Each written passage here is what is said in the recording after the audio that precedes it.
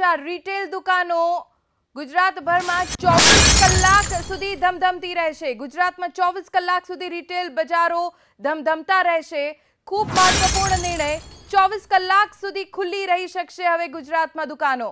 ખૂબ મહત્વના સમાચાર અત્યારે પ્રાપ્ત થઈ રહ્યા છે। શ્રમ રોજગાર વિભાગના કાયદામાં ખૂબ મોટો અને મહત્વપૂર્ણ સુધારો કરવામાં આવ્યો છે, જે અંતર્ગત હવે રિટેલ બજારો 24 કલાક ખુલ્લા રહેશે। કેબિનેટે આ સુધારાને મંજૂરી પણ આપી દીધી છે। કાયદા મુજબ નોકરીમાં રાખી શકાશે અથવા દુકાનમાં એસ્ટાબ્લિશમેન્ટ શોપમાં એમની પાસેથી કામ લઈ શકાશે।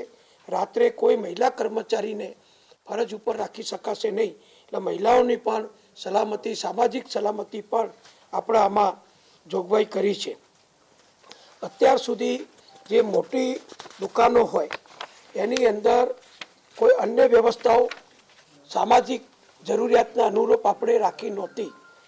આજે નવો જે કાયદો અમે સુધાર્યો છે, જે વિધાનસભામાં મંજૂર થશે, એમાં હવે આપણે એક સુધારો કર્યો છે કે કોઈ મોટી શોપ્સ હોય, કોઈ મોટું મોલ હોય, કોઈ મોટો સ્ટોર હોય અને એમાં 30 કરતાં વધુ મહિલા કર્મચારી બહેનો કામ કરતા હશે તો ઘોડિયાઘરની પણ એ દુકાન ચાલકે દુકાન માલિકે ઘોડિયાઘરની પણ 30 કરતાં વધુ બહેનો કામ કરતી હશે તો વ્યવસ્થા રાખવી પડશે।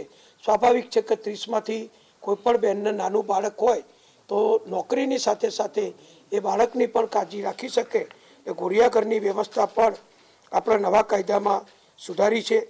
બીજો એક સુધારો એ પણ આપણે કર્યો છે કે જે એકમમાં 100 કરતાં વધુ કર્મચારીઓ, કોઈ મોટો જનરલ સ્ટોર હોય, કોઈ મોટો ડિપાર્ટમેન્ટલ સ્ટોર હોય કે જેમાં 100 કરતાં વધુ કર્મચારી શ્રમયોગી ભાઈ બહેનો કામ કરતા હોય તો એમને પણ ચા નાસ્તા માટે અથવા બપોરે જમવા માટે વગેરે માટે કેન્ટીનની પણ જોગવાઈ કરવાની રહેશે। એટલે આ નવા કાયદામાં કર્મચારીઓ, ગ્રાહકો અને દુકાન માલિકો એ બધા માટે અમે નવા સુધારા સૂચવ્યા છે।